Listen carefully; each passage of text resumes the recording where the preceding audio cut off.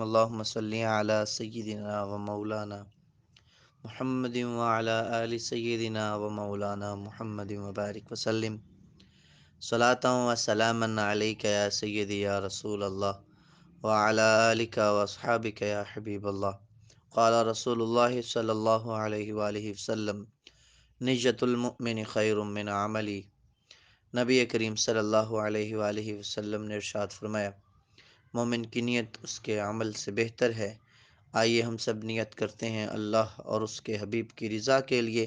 حصول ثواب کے لیے، علم دین حاصل کرنے کے لیے درس حدیث سنیں گے، حدیث پر عمل کریں گے۔ اے رب ذوالجلال، سرکار علیہ الصلاۃ والسلام کی زبان اقدس سے نکلنے والے کلمات کو ہمارے لیے ذریعہ نجات بنا۔ آج درس حدیث میں ہم جو حدیث پڑھنے والے ہیں، یہ حدیث مبارکہ نہایت ہی اہم ہے۔ ایک تو واعظین کے لیے جو درس و تدریس کرتے ہیں، ٹیچرز کے لیے، اور ان لوگوں کے لیے کہ جن کی بات کو سنا سمجھا جاتا ہے اور جو لوگوں کو بات سمجھاتے سناتے ہیں۔ تو چلیے اس حدیث مبارکہ کو پڑھتے ہیں۔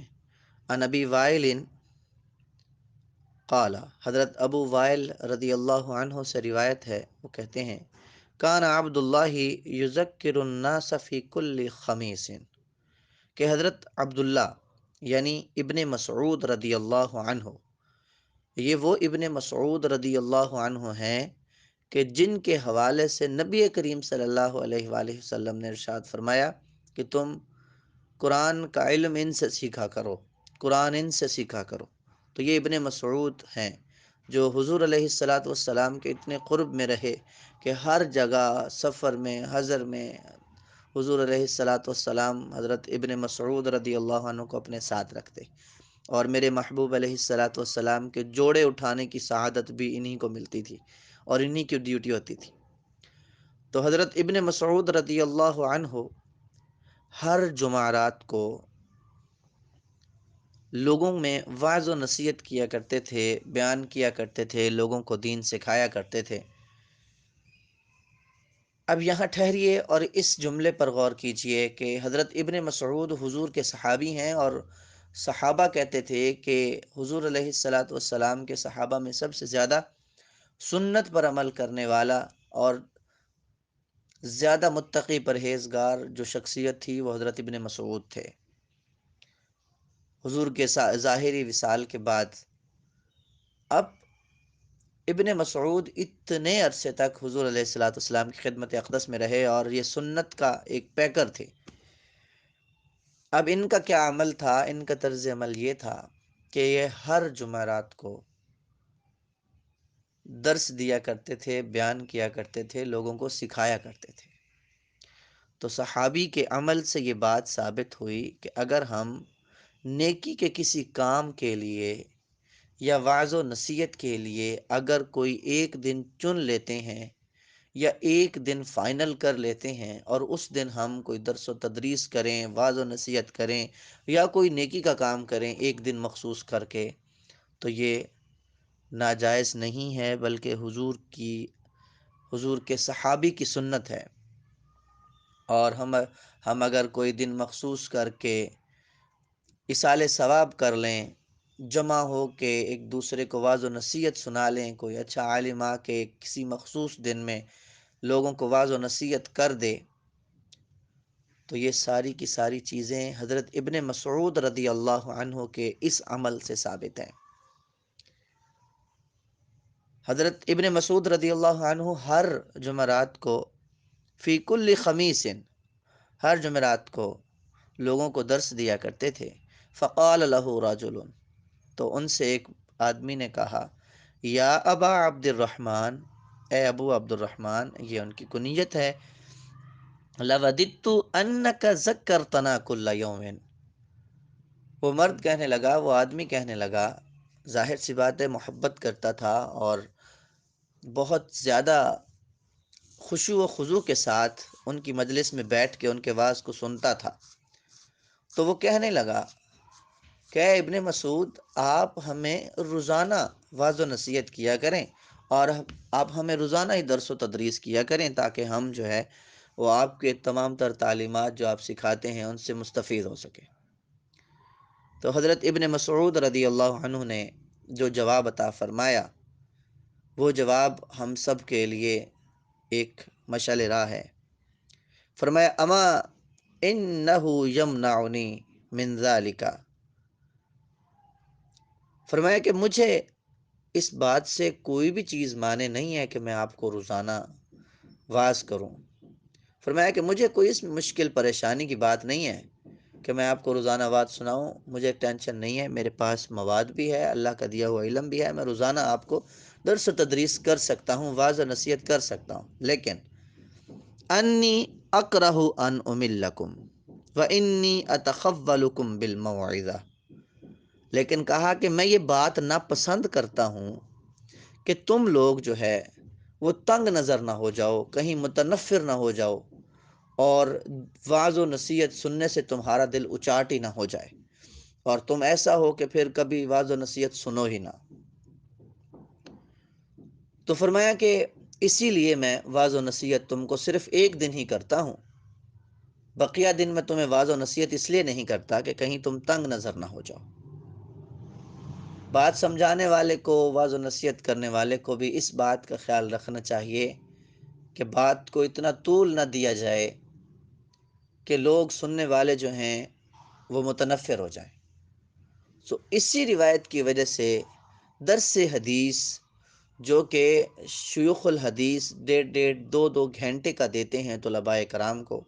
اور طلباء کرام بھی خشوع و خضوع کے ساتھ ان کے درس حدیث کو سنتے ہیں، تو وہ اور چیز ہے، ان کی مثال الگ ہے۔ تو اس حدیث کی وجہ سے ہم نے بھی یہ ڈیسائیڈ کیا کہ ہم درس حدیث کو 15 منٹ تک، 10 منٹ اور 15 منٹ کے دوران اس کو محدود رکھیں گے، تاکہ آپ لوگ متنفر نہ ہوں اور حدیث سننے کا شوق بھی آپ میں بڑھتا چلا جائے۔ اب حضرت ابن مسعود رضی اللہ عنہ نے آگے کیا بیان فرمایا؟ فرمایا کما کان النبی صلی اللہ علیہ وآلہ وسلم یتخولنا بها مخافۃ السامۃ علینا، کہتے ہیں کہ جس طرح نبی کریم صلی اللہ علیہ وآلہ وسلم ہمیں روزانہ اس بات کے ڈر سے وعظ و نصیحت نہیں کیا کرتے تھے، اور ہماری مصروفیت اور ہماری فراغت اس کا خیال کیا کرتے تھے، جس دن ہم فارغ ہوتے اس دن نبی کریم صلی اللہ علیہ وآلہ وسلم ہمیں واعظ و نصیحت فرمایا کرتے تھے۔ فرمایا کما کان النبی صلی اللہ علیہ وآلہ وسلم، جس طرح کہ نبی کریم صلی اللہ علیہ وآلہ وسلم یتخولنا بها مخافۃ السامۃ علینا، کہ اس خیال سے کہ ہم کہیں تنگ نظر یا کبیدہ خاطر نہ ہو جائیں، واعظ کے لیے ہمارے اوقات فرصت کا خیال رکھتے تھے۔ تو نبی کریم صلی اللہ علیہ وآلہ وسلم نے یہ بات سکھائی تھی، اور پھر اس حدیث سے محدثین کرام نے ایک یہ بات بھی ارشاد فرمائی ہے کہ اس بات کا خیال رکھنا چاہیے کہ نفلی عبادت کے اندر اس قدر زیادہ لگ جانا اور اس قدر زیادہ اس میں پڑ جانا کہ پھر اس سے بندہ متنفر ہو جائے اور وہ عبادت دوبارہ کرنے کا بندے کا دل ہی نہ کرے، تو اس سے بھی منع فرمایا گیا ہے۔ اور وہ حدیث مبارکہ ہے، نبی کریم صلی اللہ علیہ وآلہ وسلم نے فرمایا احب الاعمال الی اللہ ادومها فان قل، او کما قال علیہ الصلوۃ والسلام۔ حدیث پاک ہے، نبی پاک صاحب الاولاق صلی اللہ علیہ وآلہ وسلم نے ارشاد فرمایا کہ اللہ رب العزت کے ہاں پسندیدہ اعمال وہ ہیں کہ جو ہوں تو کم لیکن ہمیشگی پر معمول ضرور ہوں۔ تو اس حدیث سے، کیونکہ واعظ و نصیحت کرنا ایک نفلی کام ہے، اور واعظ و نصیحت کرنا جو ہے وہ اس زمرے میں نہیں آتا، فرائض کے زمرے میں تو نہیں آتا، تو واعظ و نصیحت جو ہے جس طرح اس کا بھی دن مخصوص ہونا چاہیے، اور ایک ہی دن میں ابن مسعود جو ہے وہ واعظ و نصیحت فرماتے تھے، اسی طرح ہم اپنی نفلی عبادات کو اتنا زیادہ نہ بڑھائیں کہ پھر ہمارا دل اچاٹ ہو جائے اور ہم دوبارہ اس عبادت کو کرنے سے ہی رہ جائیں۔ تو محدثین کرام فرماتے ہیں کہ کوئی بھی عبادت ہے تو اس کو تھوڑا کیا جائے۔ اب ایک بندہ رات اٹھتا ہے، اس کی آنکھ کھلتی ہے، وہ تہجد پڑھنے میں، نوافل پڑھنے میں شروع ہو جاتا ہے، اور وہ 50-60 نوافل پڑھ لیتا ہے، اور کیا ہوتا ہے پھر وہ تھک جاتا ہے، فجر کی نماز بھی رہ جاتی ہے۔ تو ایسے کاموں سے ہمیں منع فرمایا گیا ہے۔ تو نبی کریم صلی اللہ علیہ وآلہ وسلم کی تعلیمات اور صحابہ اکرام رضی اللہ عنہ مجمعین اور خاص کر ابن مسعود رضی اللہ عنہ کی یہ تعلیمات ہیں کہ انسان کو اس بات کو لازم پکڑنا چاہیے کہ کوئی بھی نفلی عبادت ایسی نہ کرے کہ جس سے اس کا دل متنفر ہو جائے، یا پھر وعظ و نصیحت کرنے والوں کے لیے یہ تعلیم ہے کہ جو وعظ و نصیحت کرتے ہیں یا پھر جن کی بات کو سنا جاتا ہے، جن کی بات کو مانا جاتا ہے، اور وہ اپنی جس طرح پیرنٹس اپنے بچوں کی اصلاح کرتے ہیں، یا اسی طرح ہر مالک اپنے نوکروں کی اصلاح کرتا ہے، یہی کام ہے کہ جب بھی آپ بات کریں تو اس بات کا خیال کرتے ہوئے کہ اگلا آپ کی نصیحتوں سے، آپ کی باتوں سے متنفر نہ ہو جائے۔ اللہ رب العزت اپنے پیارے حبیب صلی اللہ علیہ وآلہ وسلم کا صدقہ،